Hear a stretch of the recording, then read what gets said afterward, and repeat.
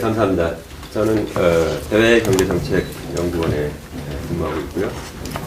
주로 유럽 쪽의 연구를 많이 했었고, 그 다음에 한 EU FTA 관련해서 여러 가지 연구라든가, 그 밖에 협상 자문위원, 그 뒤에 발효 이후에 여러 가지 조치에 대해서도 쭉 관여를 해왔습니다.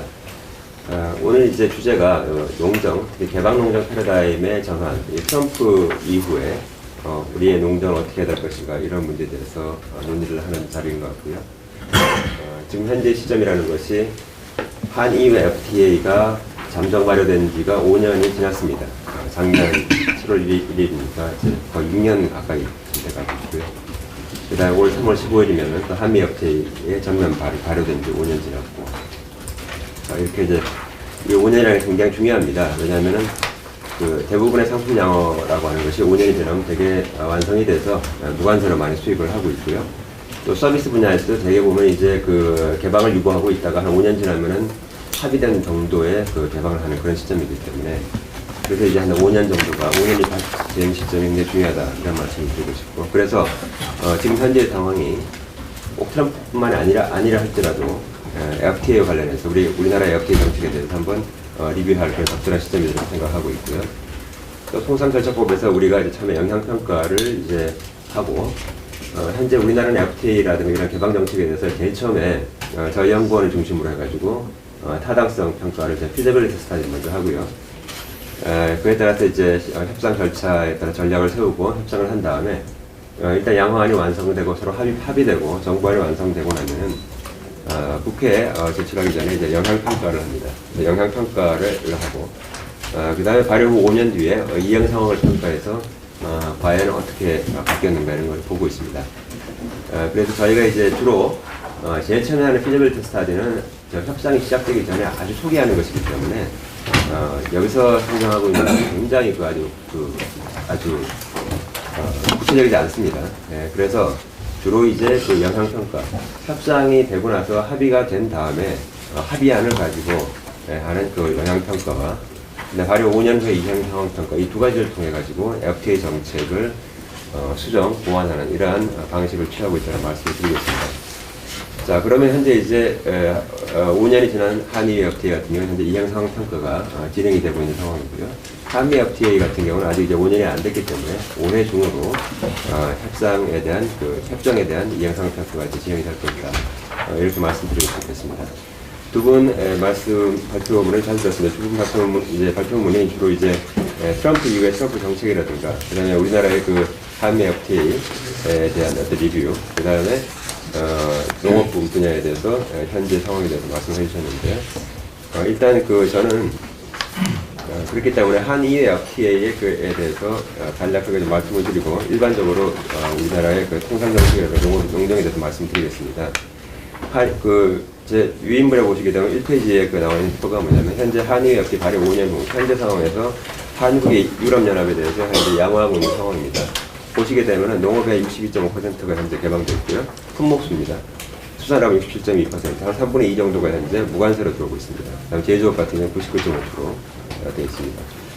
그리고 이제 2년이 더 지나고 나면 7년이 되게 되면 제조업 분야에 남은 45개, 모직물 포함해서 45개가 추가로 무관세가 되고요.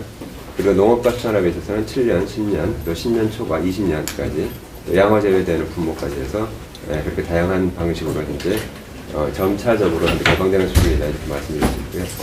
그 다음 페이지 2페이지 보시게 되면 표 2가 나오는데, 표 2는 한미 FTA 이후에 5년 현재 상황에서 EU가 우리나라에 대해서 양호하고 있는 상황입니다. EU가 우리나라에 대해서 농업에서 98.1%를 완전 무관세로 현재 시장 접근이 가능합니다. 우리의 농산물 수출이. 양화제와 현행마트 이거 39개 품목이 있는데, 이거는 EU가 특별히 보호하려고 하는 건 아니고요. 우리나라가 쌀과 쌀 관련된 제품에 대해서 양화 제외를 했기 때문에 그에 대해서 하나의 대형 차원에서 39개를 만든 것이기 때문에 큰 중요한 의미가 있는 건 아니고요. 수산업이라든가 제조업 분야에서 100% 현재 원산지 규정만 충족한다고 한다면 한국의 수출품이 그대로 무관세로 시장 접근이 가능하다. EU의 시장 접근이 가능하다. 이렇게 말씀을 드리고 있습니다.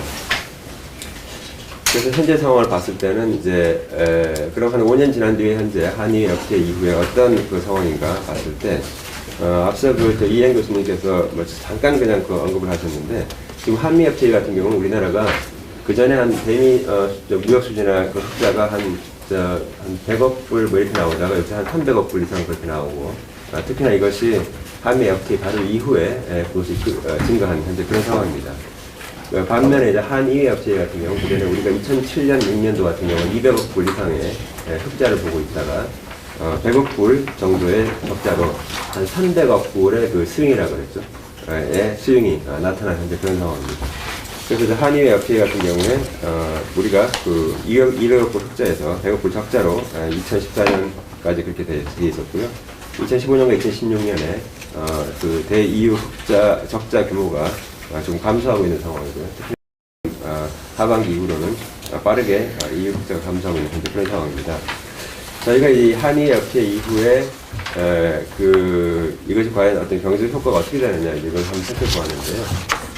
저희가 살펴본 건 뭐냐면은 가장 중요한 이제 팩터가 이런 겁니다. 그러니까 EU와의 교역에서 우리가 중요하게 구조적으로 변화가 나타나는 부분이 우리가 생각해야 될 것은 뭐냐면 이제 교역 수입선이 변화되는 경우가 있죠. 예를 들어서 그전에 일본에서 수입을 하다가 보니까 독일에 수입하는 게 더 유리하니까 이렇게 해서 이제 수입을 전환해서 하는 경우가 있고, 그 다음에 상대국이 그 경제 침체, 특히 EU 같은 경우는 굉장히 2010년대 이후에 경제 침체가 됐기 때문에 그에 따라서 그의 수입 수요가 감소함에 따라서 우리의 수출이 증가하지 않는 그런 부분도 있습니다.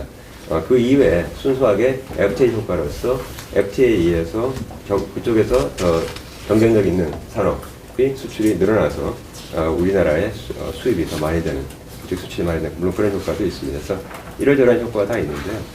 저희가 그 한미 FTA 경제적 효과를 해봤을 때 한마디로 여기 뭐 길게 얘기되어 있는데 한마디로 말씀드린다고 한다면은 FTA가 없었다면은 굉장히 우리가 수출이 더 줄었을 텐데 그나마 FTA가 있으니까 조금 덜 줄었다. 저는 그런 말씀을 드리고 싶고요. 그래서 한미 FTA 그 산업적 생산 효과를 보시게 되면은 그러나 그럼에도 불구하고 농축수산물에서의 생산 효과를 보게 되면 상당히 마이너스가 됐고요. 그 다음에 저희가 당초의 영향평가보다 조금 달라진 것은 뭐냐면은 서비스 부분에 우리가 생산이라든가 고용 효과가 있는 것은 우리가 예상을 하고 있었습니다만은 제조업 분야에 있어서 전기전자나 기계 분야를 제외한 다른 부분에 있어서 우리가 봤을 때 적자의 규모가 더 커졌다. 이걸 갖다 저희가 파악을 할 수 있습니다. 전체적으로 봤을 때 생산 효과라든가 고용 효과가 생산 효과는 고용 효과는 한 9,983 정도로 해서 표상과 다를 보시게 되겠습니다. 그 다음에 농축산물 관련해서 말씀을 드리면요. 한마디로 말씀드려서 농축산물은 한미 FTA 이후에 우리의 수출이 대EU 수출이 좀 늘어났습니다. 한 1억 불 정도 늘어났고요. 그에 비해서 수입은 굉장히 많이 늘어났습니다. 수입은 많이 늘어나가지고 이 결과적으로 봤을 때 결국은 농축산물에서 당초 예상했던 대로 생산이나 고용에 있어서 그런 피해가 발생했다. 이렇게 볼 수가 있고요.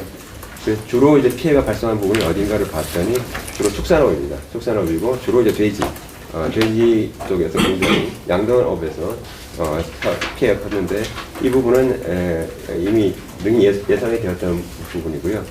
저희가 이제 제가 이제 FTA 관련해가지고 유럽에 많이 가고 그랬을 때 유럽에 가서 유럽산 삼겹살을 많이 먹어봤는데 굉장히 질도 좋고 아주 맛있고 좋더라고. 그래서 이런 게 수입 들어오면은 굉장히 우리나라에서 수입이 늘겠다 이런 생각을 이미 하고 있었습니다. 그래서 이런 부분에서 상당한 수입이 늘어났다 이렇게 볼 수 있습니다.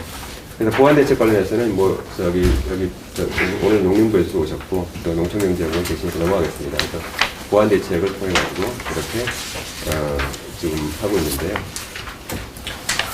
한마디로 말씀드려가지고, FTA라고 하는 어떤 개방 정책이라고 하는 것이 과연 필요한 것이냐, 아닌 것이냐 봤을 때는, 제 개인적인 입장은 뭐냐면, 개방 정책이라는 것은 필요하다. 필요한 이유는 우리가 수출을 갖다가 늘리기 위해서도 필요하고, 수출은 경제 성장의 하나의 중요한 요인이 될 수 있죠. 경제 성장이 수출로만 되는 것은 아니고, 소비가 있고, 국내 소비가 있고, 그 다음에 또 투자가 있고, 그리고 순수출이 있고, 이런 식으로 해서 여러 가지 요인이 있습니다. 따라서 수출만으로 경제 성장을 하자고 하는 것은 어폐가 있지만은 수출도 굉장히 중요한 그런 요인이 될 수가 있다는 사실인데 다만 문제는 뭐냐면 수출만으로서 경제 성장을 달성하게 된다면 그건 전적으로 대외 요인에 의해서 우리의 경제 성장이 결정이 되기 때문에 이코노믹 리질리언스, 그러니까 경제적인 강인성을 확보하는 게 굉장히 중요한데 이런 부분에서 문제가 있을 수 있다. 따라서 다른 부분, 개인 소비라든가 또는 투자 부분에 있어서도 계속 지속적으로 성장이 될 수 있도록 하는 부분이 굉장히 중요하다는 말씀을 드리겠고요. 그 다음에 이제 그 한일 FTA 관련해서는 이제 따라서 이러한 부분에 있어서 농업 부분에 있어서 그런 보완 대책이 필요한 것이고 제가 이제 유럽 쪽으로 계속 공부를 하다 보니까 과연 우리나라의 농촌 부분을 어떻게 할 것이냐, 농촌 부분에 어떻게 할 것이냐에 대해서 역시 얘기를 하자면 저는 제 개인적인 생각은 가장 중요한 것은 뭐냐면 섬에 사시는 분들, 농촌에 사시는 분들, 산촌에 사시는 분들 거기에 사는 것 자체가 이미 가치가 있는 겁니다. 거기 살고 계신다는 것 이유만을 가지고 정부로부터 보조금을 받을 만한 그런 권리가 있습니다. 이게 이제 유럽에서 보면은 이제 부조기금이라든가 이런 걸 통해 가지고 그 컨서베이션에 따른 보조금 지원 제도가 있습니다. 그래서 예를 들어 스웨덴의 북부라든가 또는 스코틀랜드라든가 이런 데서 자연 친화적인 농장을 하면서 거기에 그냥 살고 있는 것만으로 해가지고 보조금을 받고 하는 이제 그러한 것인데 이것은 결국은 이제 우리가 농촌의 소득에서 농업소득과 비농업소득으로 봤을 때 농업소득을 더 늘리는 방식으로 계속 이걸 대응한다는 것은 굉장히 한계가 있을 것 같다 이런 생각이 들기 때문에 이러한 부분을 좀 더 적극적으로 고려해 볼 필요가 있다는 것이고요. 두 번째, 농업소득 관련해서 좀 말씀을 드리자면은 농업이라는 것이 우리가 미국이나 EU라든가 대강정책을 통해 가지고 계속 피해를 보고 산업이 위축되고 하는 것이 있습니다. 물론 있습니다만은 우리가 농업 부분에 있어서도 아까 환경적 요인을 고려해야 될 부분이 있고요. 그 다음에 우리가 지금 중국이라든가 미국을 통해서 물량적으로 이런 부분에 따라 직접적으로 대응해가지고 우리 경쟁력이 있는 것은 아니기 때문에 결국은 동아시아 내에서 우리가 중국에 대해서 우리나라 인구보다 더 많은 우리 평균 국민소득보다 더 높은 그런 중국의 그런 중산층을 겨냥해서 또 그분들이 한국 제품에 대한 굉장한 그런 선호도가 있기 때문에 신뢰도가 있습니다. 그래서 이러한 부분으로 결국 농업 소득을 증가시키는 방향으로 대응해 나가지 않을 수가 없다 이렇게 볼 수 있고요. 그래서 이런 면에서 봤을 때 개발농장 자체를 갖다가 트럼프 이후에 개발농장 자체의 패러다임을 전환을 하자라고 하는 것이 이번 오늘 그 농장개혁 토론회에 중요한 하나의 쓰임인 것 같은데 저는 이제 그런 부분에 좀 완전히 동의할 수는 없다 이런 말씀을 드리겠습니다. 예, 고맙습니다. 예.